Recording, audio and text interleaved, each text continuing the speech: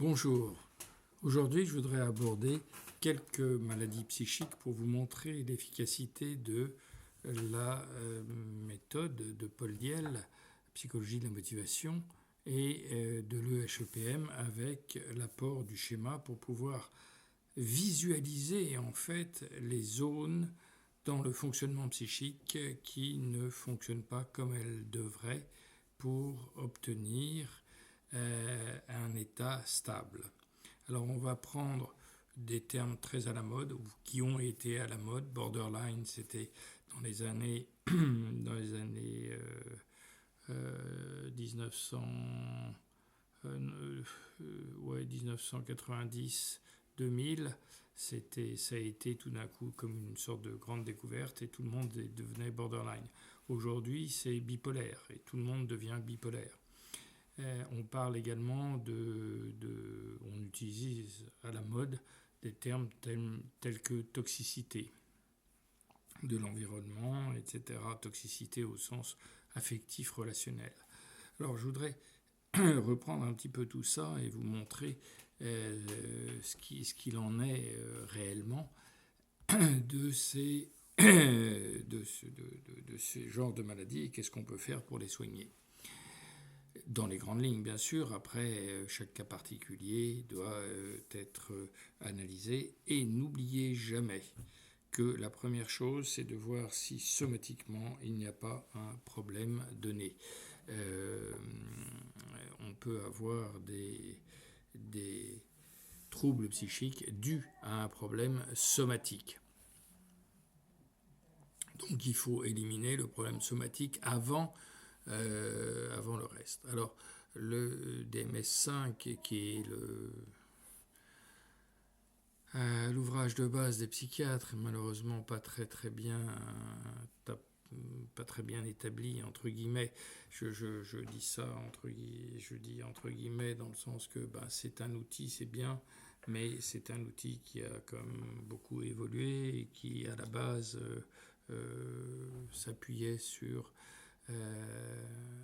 quelque chose qui a été très déformé, orienté et limité, puisque c'était sur des soldats américains qui avaient fait la guerre au Vietnam. Alors, effectivement, ils avaient tous des traumatismes et on a essayé de classer les différentes formes de maladies là-dessus. On ne peut pas utiliser ça. La population était entre 18 et 30 ans et c'était que des hommes, ou la plupart, et ils avaient subi des traumatismes extrêmement graves. Mais néanmoins, c'est ce qui reste aujourd'hui d'établi, de connu, voilà. Alors, ils définissent dans le DMS5, DSM5, ou 6 même maintenant, la borderline comme des efforts effrénés pour éviter les abandons réels et imaginés. On va revoir après, terme par terme, comment je l'interprète au niveau de l'école des hautes études en psychologie mathématique. Ensuite, les relations interpersonnelles intenses et instables alternant entre idéalisation et déception. Bon. Perturbation de l'image de soi, impulsivité, à l'origine de comportements autodestructeurs, toxicomanie, etc. Instabilité affective du fait d'une certaine labilité émotionnelle, voire de variation de l'humeur, ennui, anxiété. Vous voyez, quand on lit ça, colère intense, donc instabilité affective, colère intense, sentiment chronique de vide, ça fait un peu disparate. Ça fait, comment voulez-vous faire un diagnostic, entre guillemets, d'une maladie quand vous avez des caractéristiques comme ça assez apparemment très disparates. Alors on va essayer de voir en quoi elles peuvent être beaucoup moins disparates quand on les relie entre elles et qu'est-ce qu'on peut apporter comme solution. C'est surtout ça qui est important. Alors, grâce à la représentation, à la compréhension du fonctionnement psychique, qu'est-ce qu'on va pouvoir dire ? On peut dire d'abord que les abandons réels sont d'abord surmontables parce que c'est quelque chose, s'ils sont réels, c'est quelque chose d'extérieur à nous. Si c'est extérieur à nous, on en a la responsabilité d'interpréter l'extérieur comme étant quelque chose de traumatisant ou non. Toute situation extérieure est traumatisante et en même temps, toute situation extérieure est surmontable. On l'a vu avec les camps de concentration, on l'a vu dans d'autres situations également. On peut surmonter avec l'aide de la psyché, on peut surmonter en fait selon l'élan de chacun, qui, comme vous savez, une caractéristique, c'est une donnée de la vie. Certains le peuvent, d'autres ne le peuvent pas. Surmonter les situations extérieures. Mais en tous les cas, il en va de notre responsabilité de les surmonter. Si on ne peut pas les surmonter, on va essayer de trouver un biais, on va essayer de se faire aider, mais il n'en reste pas moins que la responsabilité vous incombera toujours. Par contre, les abandons imaginés, ça c'est créé par, s'ils sont imaginés, c'est créé par une évasion imaginative, par définition. Bon. Donc, s'ils sont créés par vous, par une évasion imaginative, eh bien vous allez pouvoir le contrôler et vous allez pouvoir le diminuer. Ok, donc on voit déjà évasion imaginative. Et on va mettre de côté les abandons réels qui sont certes à l'origine de possibilités d'avoir des abandons imaginés à partir de ces abandons réels, mais encore une fois, s'ils sont imaginés, c'est une façon d'interpréter, interprétation subjective de la réalité. Les relations intenses et instables alternant entre idéalisation et déception. Idéalisation et déception, si vous avez fait un petit peu suivi les quelques cours de HEPM ou les vidéos que vous avez vues avant, vous êtes en connaissance de l'application de la loi d'ambivalence, c'est-à-dire toute exaltation implique une inhibition. Ça, c'est une loi donnée. Et ça, c'est une loi que, justement, les psychiatres ont retrouvée à travers tous les pays, et à travers, parce que ce DSM-5 s'applique, ou 6, s'applique à tous les pays et à toutes les personnes. C'est donc qu'il y a bien des lois. Et vous voyez bien que les psychiatres reconnaissent qu'il y a des lois. Psychiatres, psychologues et autres. Bon. Donc ces lois, la loi d'ambivalence qui est la première des lois que Diel a trouvées, que j'ai formulée comme E égale I, c'est-à-dire l'intensité de l'exaltation est égale à l'intensité de l'inhibition, et bien vous voyez que finalement on la retrouve entre idéalisation et déception. C'est exactement ça. La perturbation de l'image de soi crée encore perturbation de l'image de soi. Elle est créée par l'évasion imaginative. Je me vois le mieux, je me vois comme ceci, je me vois comme cela. C'est l'évasion imaginative, encore une fois. L'impulsivité à l'origine de comportements autodestructeurs, déformation des pulsions suite aux évasions imaginatives. Si vous avez des évasions imaginatives dans le feedback, vous avez un sens de la vie qui est déformé, vous avez des valeurs qui sont déformées, et donc vous aurez des pulsions naturelles qu'on a, des pulsions, qui sont elles aussi résultantes du sens de la vie qu'on se donne, et qui vont être déformées. Et elles sont déformées à partir de quoi ? À partir des évasions imaginatives, puisque l'évasion imaginative change la réalité. Au lieu d'être donc basées sur une réalité, elles sont basées sur des évasions imaginatives qui sont créées par vous-même. Bon. L'instabilité affective, l'habilité émotionnelle, c'est toujours dû à la prépondérance imaginative non contrôlée. Vous savez que tous les désirs sont composés d'une représentation et d'un affect, donc d'une représentation et d'une émotion, si vous voulez. Et quand on a une évasion imaginative, c'est que la représentation est déformée.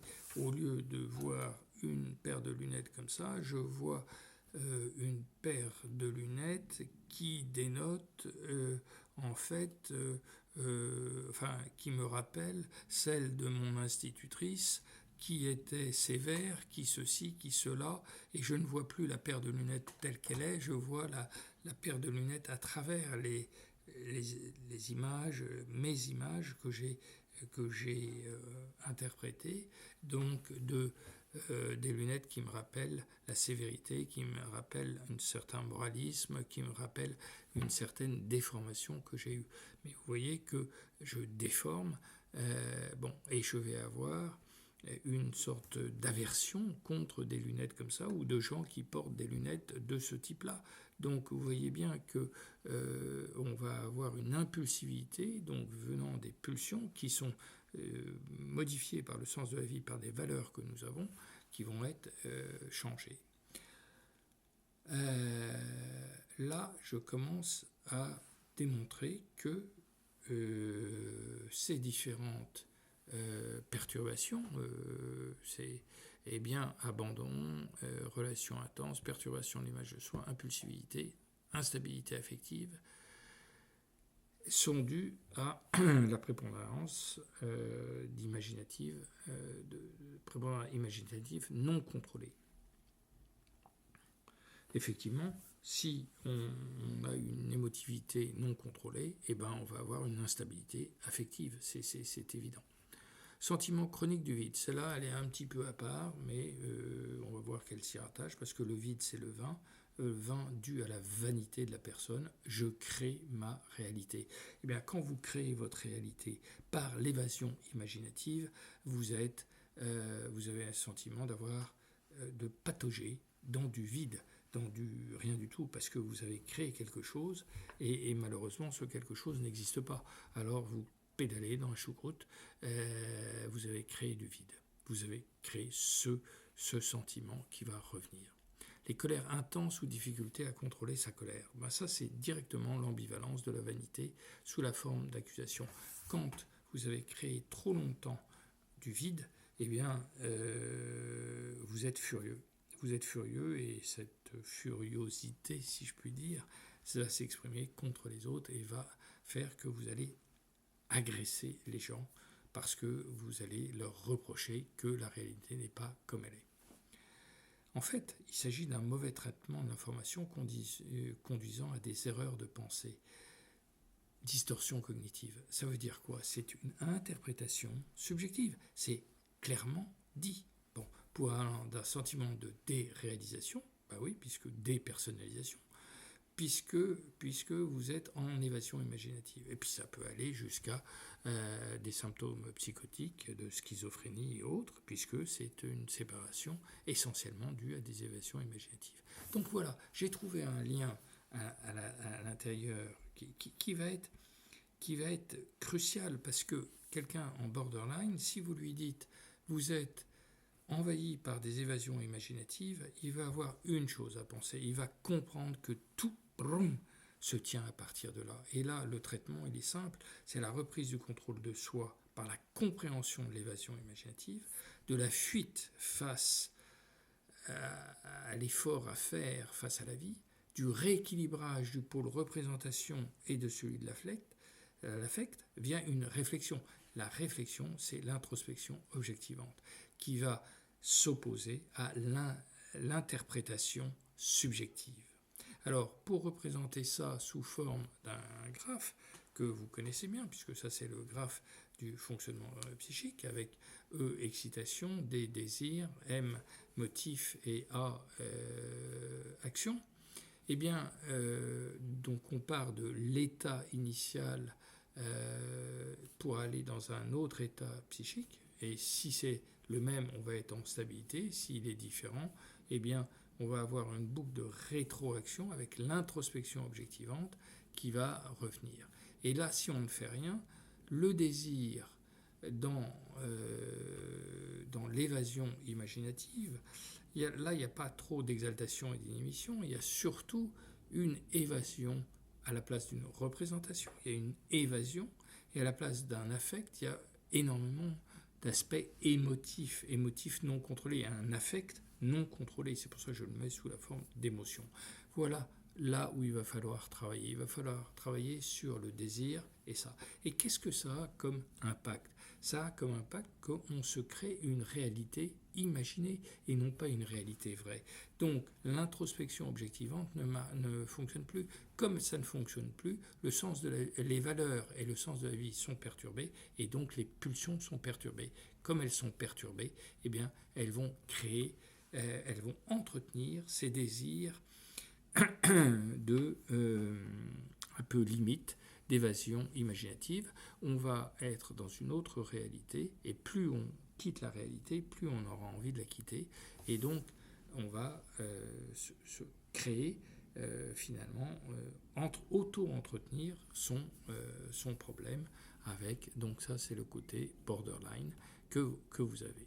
Alors maintenant si on prend bipolaire c'est plus récent, enfin sur une vingtaine d'années. Dans la forme la plus typique, les troubles bipolaires se caractérisent par l'alternance d'épisodes dépressifs majeurs et d'épisodes d'excitation maniaque. Hein. Entre ces deux, il y a une période calme, normale. Bon.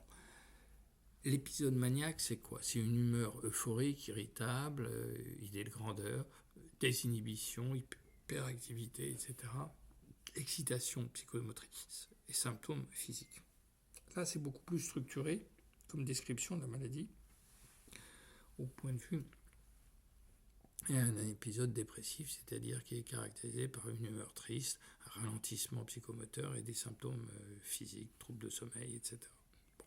Alors, voyons voir ça sous la forme de l'EHEPM. Alors, c'est la description exacte des effets de la loi d'ambivalence. Quand vous vous exaltez d'un côté, eh bien, qu'est-ce qu'on fait? On fait des comparaisons en permanence. Je me compare aux autres, je compare les autres entre eux, et quand vous comparez, il y en a un plus grand et un plus petit. Et si vous dites qu'il y en a un plus grand, il y en a forcément un plus petit. Si vous êtes plus grand que les autres, c'est que les autres sont plus petits que vous, ou réciproquement. Mais quand vous vous dites « je suis plus grand que tout le monde », vous êtes tenté tout d'un coup, vous êtes pris d'une angoisse en disant « mais je me trompe peut-être que c'est les autres qui sont plus grands et moi qui suis plus petit ». Et alors, hop, ça bascule, et c'est la loi d'ambivalence. Donc j'ai surestimé, survalorisé moi-même, et je donc sous-valorise, sous-estime moi-même après. C'est une alternative très connue par cette loi d'ambivalence, bien décrite par Paul Diel. Hein. Alors, la phase d'exaltation sur les excitations extérieures, humeur euphorique, etc., et puis une phase d'inhibition sur les actions envisagées, donc un ennui et une dépression. Je ne veux rien faire, je n'ai plus envie de faire quoi que ce soit, donc, pam, on tombe dans une phase d'inhibition. Le traitement est simple, il faut reprendre le contrôle des excitations qui sont exaltées avant qu'elles ne provoquent des inhibitions. C'est le rôle de la fonction F1 que je vais vous montrer, hein, le passage de l'excitation au désir. Diminuer l'attente des excitations extérieures, parce que ce n'est pas l'extérieur qui peut apporter une satisfaction. Ce n'est pas parce que vous serez premier à l'examen ou première à l'examen que vous serez heureux. C'est pas parce que si je serai heureux parce que mes parents seront contents. Non, vos parents peuvent être contents du fait que vous soyez présent dans la vie, que vous soyez actif, que vous soyez il y a d'autres façons. J'espère que les parents ne sont pas obnubilés par juste la note que vous avez à l'examen. Ou alors, c'est grave. Il y a d'autres choses. Un enfant avec qui on a un bon contact, c'est de loin bien supérieur à un enfant qui a une bonne note. Et des parents qui vous disent « Ah, mon fils, tout va bien, il a que des bonnes notes », je m'inquiète toujours parce qu'il a que des bonnes notes et en cachette, parce qu'il ne va pas le montrer, eh bien, il peut développer une schizophrénie, une psychose, une névrose, qu'on va voir sortir tout d'un coup, pof, et on va se dire, mais d'où ça vient? Ça vient du fait qu'on n'a pas pris suffisamment de temps pour s'occuper de lui, et il y a autre chose que les notes dans la vie. Il y a autre chose que l'extérieur. Ce n'est pas l'extérieur qui va nous donner satisfaction ou pas. Alors, là, c'est très simple. Vous avez une exaltation au niveau au niveau de une exaltation des excitations et un filtre, le premier filtre, qui change l'excitation en désir, qui va créer, vous passez devant un boulanger, vous sentez l'odeur du bon pain ou des croissants, vous allez avoir envie de manger. C'est une excitation qui vient de l'extérieur. Si vous avez bien mangé, vous n'aurez pas faim. Si vous n'avez pas bien mangé, ou si vous avez envie de vous consoler, vous avez envie d'avoir une satisfaction que vous n'avez pas, mais c'est une satisfaction qui est donc qui devrait être plus forte, eh bien, vous allez exalter. Ah, si j'avais ce croissant, je serais heureux, etc. Et boum, ça y est, F1 ne filtre plus, l'excitation arrive, elle est transformée immédiatement en désir, en évasion et en émotion, là, comme tout à l'heure. Et ça va créer une action, c'est-à-dire vous allez rentrer dans la boulangerie et vous allez acheter. Alors que tout à l'heure, vous voyez, on avait une sorte, on restait dans l'imagination, ça serait bien que, et il ne se passait rien. On n'avait pas le borderline, il ne fera rien, alors que le bipolaire va agir, ou il voudra agir. Et puis en rentrant dans la boutique, il va être pris d'une inhibition, il ne saura pas quoi choisir, ou il va ressortir immédiatement, rouge de honte, que les gens aient pu entrevisager qu'il avait des faux motifs quand il est rentré dans cette boulangerie. Alors, qu'est-ce qu'il va falloir faire ? Il va falloir redonner du sens à la vie, le S, qui va impacter immédiatement l'ensemble des désirs, et les valeurs, via les valeurs qui vont impacter immédiatement les motifs qu'on va avoir.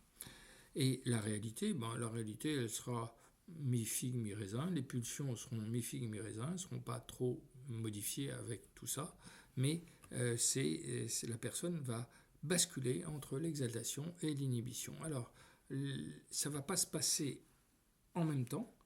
Il faut bien, j'avais bien expliqué ça, c'est-à-dire que ça se passe soit en même temps, soit de façon décalée, soit en même temps sur deux plans différents, sexuel et matériel par exemple, ou sexuel et spirituel, et de façon, ça c'est simultané, ou bien de façon sur le même plan, exaltation, inhibition, mais à des moments différents. On ne peut pas avoir les deux, on ne peut pas être à la fois inhibé et exalté, donc on est aujourd'hui exalté ou pendant 7-8 jours, et puis après, on va être inhibé pendant 7-8 jours. On va partir tout feu, tout flamme.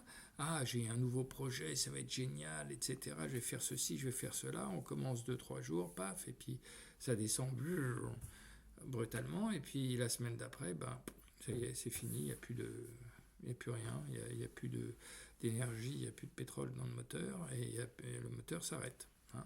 Donc c'est le blocage direct. Voilà. Donc vous voyez comment avec ça, en montrant un schéma comme ça et montrant à la personne qu'est-ce qui se passe à l'intérieur d'elle-même, alors bien sûr, dans mes cours je développe 10 fois plus. Là je vous donne simplement un petit aperçu très, très rapide de ce qu'il y a, mais ça se développe et on peut le comprendre beaucoup mieux en suivant les cours de l'EHEPM. Alors, la toxicité, c'est encore un mot très, très à la mode. Je vais vous montrer simplement que ces mots à la mode sont utilisés à tort et à travers, qu'ils servent de justification aux maladies qu'on a et aux difficultés qu'on a. Mon environnement est toxique, la vie est impossible, telle personne est odieuse. Et donc, je vais créer ce que je crains. Ça, c'est le nerveux qui va créer ce qu'il craint. C'est-à-dire qu'il va s'obliger à quitter cet environnement en accusant les autres de toxicité. Alors, on prend le mot toxicité, ça va être un bon justificatif pour dire c'est pas de ma faute, vous voyez, c'est les gens qui sont toxiques. Alors, ces gens toxiques, c'est de leur faute, c'est pas de la mienne. En partant comme ça, c'est sûr qu'on ne va pas arriver à quoi que ce soit.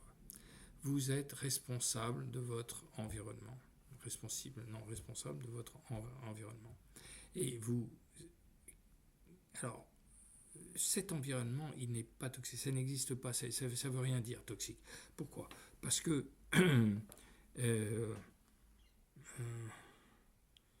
si vous êtes rentré dans cet environnement, c'est que vous en aviez une envie de rentrer dedans.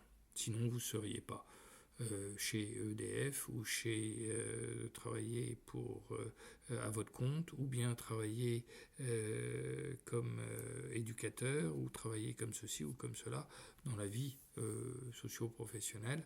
On ne fait pas les choses au hasard, c'est qu'on en a une certaine envie. Donc initialement, on en a une certaine envie, une certaine représentation, et on pense que ça sera bien, que ça sera agréable. On oublie simplement qu'on s'exalte, et que en s'exaltant, on voit les choses en rose, alors que dans la réalité, elles ne sont pas tout à fait toujours très roses. Hein. Mais ça, c'est quel que soit ce qu'on a envie de faire. J'ai commencé à créer le HEPM. Eh bien, je peux vous dire que les 2 premières années, j'étais un peu exalté sur le HEPM. Eh oui, je le savais, mais c'était un nouveau projet. Ce nouveau projet, ça m'a rempli les ailes, et puis ça m'a fait dérailler un petit peu. Enfin, bon, j'arrive à me contrôler, mais mes enfants m'ont dit gentiment, papa, c'est un petit peu trop, c'est quoi, qu'est-ce que tu fais, enfin, t'es quand même bien exalté. Bon, ça n'a pas été très agréable, je vous dirais, hein, de l'accueillir et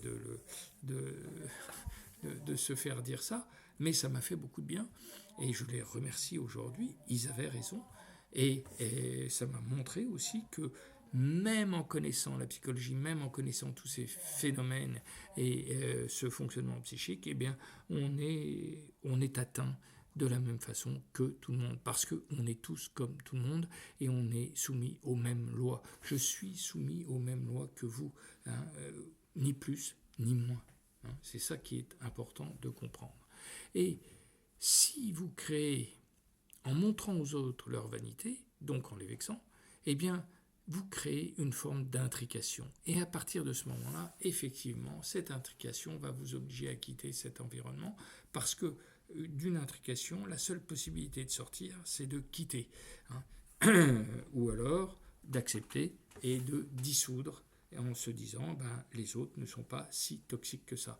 Donc la vie est toujours possible, la personne n'est jamais odieuse, l'environnement n'est jamais toxique. C'est de base. Après, c'est de votre responsabilité de vouloir que ça soit comme ça. Si vous ne comprenez pas ça, vous serez en permanence, vous allez aller d'un environnement toxique à un autre environnement toxique. Parce qu'il est toxique par rapport à la vanité que vous voudriez avoir, à l'imagination, l'évasion imaginative que vous aimeriez, ça ne sera jamais comme ça. Hein. Alors j'étais dans le public, je vais aller dans le privé. J'étais dans le privé, je vais me mettre à mon compte. J'étais à mon compte, oui, mais j'ai les impôts, j'ai ceci, j'ai cela, et finalement je peux pas continuer à vivre comme ça. Donc, quoi que vous fassiez, vous allez devoir changer d'environnement. C'est incroyable à quel point on se crée ce que l'on craint. Hein. Alors que la vie est tellement plus simple et rien n'est toxique. Et finalement, en se disant,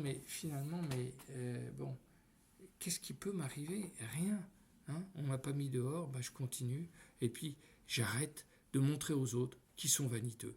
Hein, parce que moi, je le suis peut-être beaucoup plus encore. Alors, on fait un petit peu son caquet et on essaye de garder le sourire, et en ayant le sourire, c'est pas possible que les autres ne le retrouvent pas à votre égard.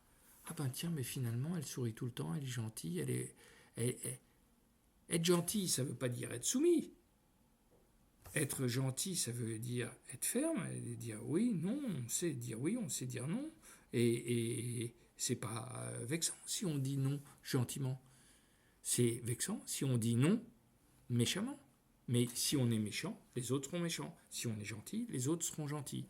On voit toujours le côté méchant, mais il y a le côté gentil aussi.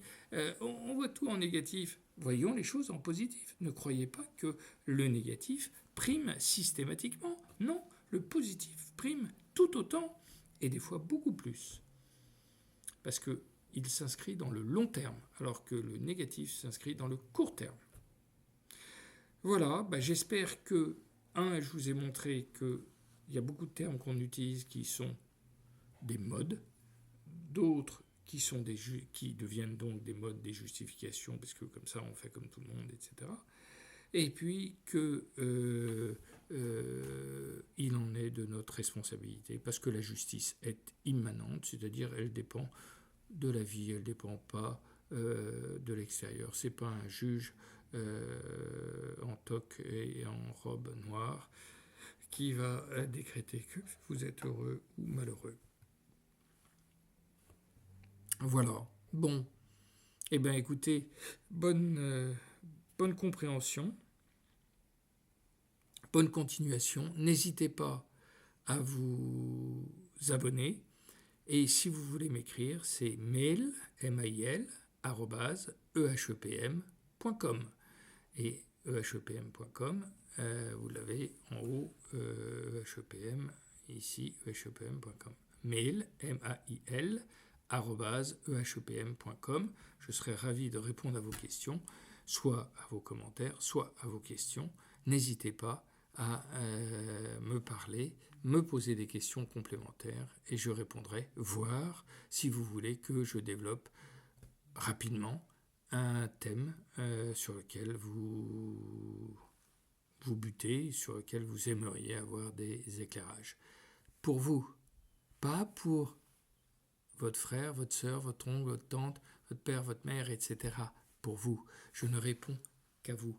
Dans le sens, je réponds à tout le monde, mais je ne réponds qu'à un problème que vous posez. Je ne réponds pas à des problèmes fictifs de quelqu'un qui ne me parle pas de ses problèmes.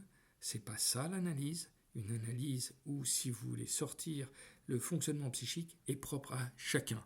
Il n'est pas celui la vanité, oui, c'est très intéressant, j'en parlerai à ma femme. Non, parlez-en à vous-même. Et si vous vous en parlez à vous-même, votre femme vous posera peut-être un jour la question « Comment t'as fait pour t'en sortir ?» Et là, vous pourrez lui dire « tu sais, j'ai travaillé un petit peu avec la psychologie de Diel et de Solotareff, et finalement... ça m'a fait du bien et je l'applique et tu vois, tu peux essayer. Et non pas je vais t'expliquer, etc. Non, tu peux essayer. Voilà comment j'ai fait, comment j'ai commencé. Il y a des livres, il y en a 35, il y a des vidéos, il y en a 160, 170, il y a ceci, il y a cela, et puis il y a même des gens qui répondent aux mails, si tu en as besoin. Voilà, bonne journée, à bientôt.